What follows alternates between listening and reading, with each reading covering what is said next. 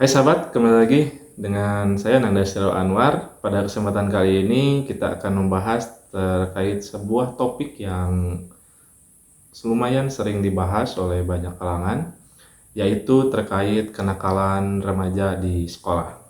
Nah, kenakalan remaja ini merupakan perbuatan atau tindakan yang dilakukan oleh remaja atau siswa di lingkungan sekolah yang melakukan pelanggaran hukum atau tindakan-tindakan yang di luar norma-norma sosial.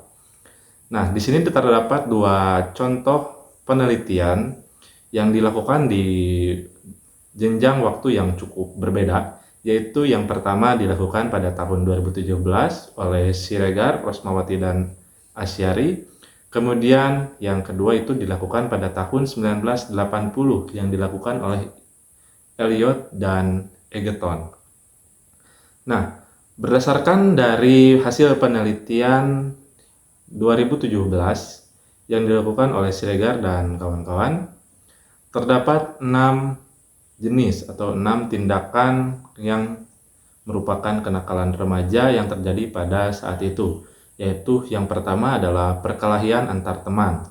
Nah, perkelahian antar teman ini sering timbul di semua jenjang ya, baik di SD, SMP, dan SMA. Kemudian yang kedua adalah berkata-kata kotor. Nah, berkata kotor ini biasanya timbul atau dilakukan oleh siswa karena mereka berada di lingkungan sosial atau di lingkungan keluarga yang sering berkata-kata kotor, dan hal ini terbawa sampai ke jenjang sekolah. Yang ketiga adalah sikap tidak sopan. Nah, seperti siswa saat bertemu dengan guru melakukan tindakan tidak sopan seperti acuh tidak acuh, tidak bertutur sapa, ataupun melakukan tindakan-tindakan yang di luar norma sosial. Nah, yang keempat itu adalah tidak memiliki moral yang baik. Nah, tidak memiliki moral yang baik ini seperti memanggil nama teman dengan sebuah ejekan, atau seperti memanggil nama teman dengan sebuah ejekan, ataupun menggunakan nama orang tuanya untuk memanggil nama teman tersebut. Nah, yang kelima adalah perbuatan brutal di sekolah. Salah satu contohnya yaitu merusak fasilitas-fasilitas yang ada di sekolah, seperti tempat sampah, meja, kursi, dan lain-lain. Nah, yang terakhir itu adalah mengganggu ketenangan di sekolah ya, terutamanya seperti menjahili teman-temannya, merusak buku teman-temannya, dan lain-lain. Nah, sedangkan hasil penelitian di tahun 1980 terkait kenakalan remaja yang dilakukan oleh Elliot juga sama, terdapat 6 jenis kenakalan remaja. Yang pertama itu adalah kejahatan predator terhadap orang, seperti tindakan serangan, perampokan, pencopetan, dan tindak kejahatan lainnya. Yang kedua yaitu adalah kejahatan predator terhadap properti, seperti vandalisme, perusakan properti di lingkungan, seperti merusak bangku taman, dan lain-lain. Yang ketiga adalah kejahatan layanan ilegal, seperti melakukan jual beli obat-obatan terlarang serta minuman-minuman keras yang dilarang oleh pemerintah. Nah, yang keempat adalah kejahatan kekacauan publik. Kejahatan kekacauan publik ini seperti melakukan tindakan-tindakan yang di luar norma sosial, seperti mabuk-mabukan, melakukan kericuhan di lingkungan, tawuran, dan lain-lain. Yang kelima adalah kejahatan status. Nah, kejahatan status ini seperti melakukan tindak bolos sekolah, melakukan perbuatan-perbuatan yang tidak terpuji di lingkungan sekolah, dan lain-lain. Yang terakhir ini adalah merupakan kenakalan ataupun bahkan sampai ke taraf hukum, yaitu penggunaan amfetamin ataupun narkotika di lingkungan remaja. Nah, jika kita lihat dari dua penelitian tersebut, sepertinya penelitian pada tahun 1980 lebih ekstrim hasilnya daripada penelitian yang dilakukan pada 2017. Kenakalan remaja yang terjadi pada tahun 1980 itu sudah termasuk kepada tindakan-tindakan ilegal ya, yang hukumnya itu patut ditindak oleh pihak yang berwajib. Nah, kemudian seperti halnya tadi yang saya sebutkan pertama, yaitu faktor yang menyebabkan terjadinya kenakalan remaja.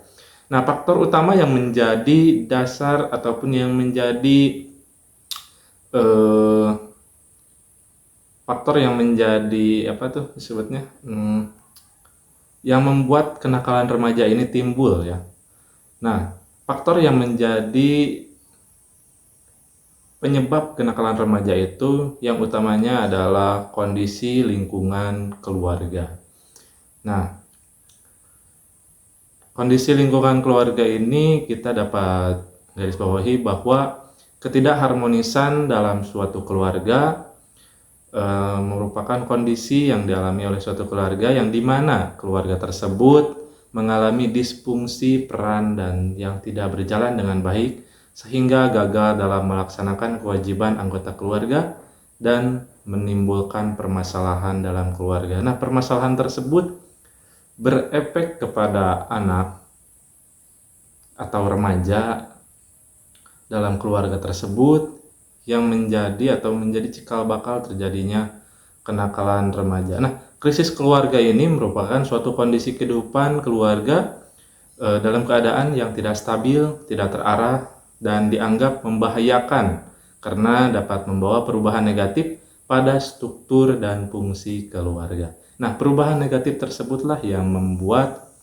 anak yang tumbuh besar dalam lingkungan keluarga yang tidak harmonis mengalami permasalahan-permasalahan pada diri yang kemudian diekspresikan dengan melakukan tindak kenakalan remaja.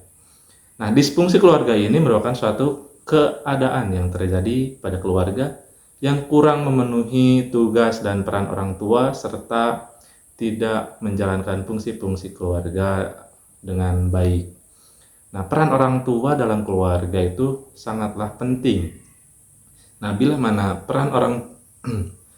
peran orang tua tersebut tidak berjalan dengan baik, maka hasil yang ditimbulkan atau efek dari hal tersebut adalah anak yang tinggal dalam keluarga tersebut akan mendapatkan dampak negatif yang sangat tinggi. Dan dari dampak negatif tersebut itu anak tersebut akan mengekspresikannya dalam tindak kenakalan remaja.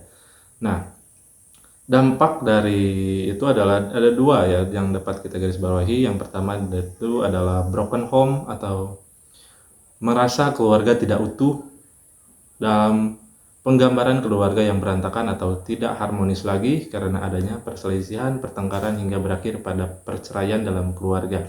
Nah, sering juga disebut sebagai anak broken home yang tinggal dalam lingkungan keluarga seperti itu.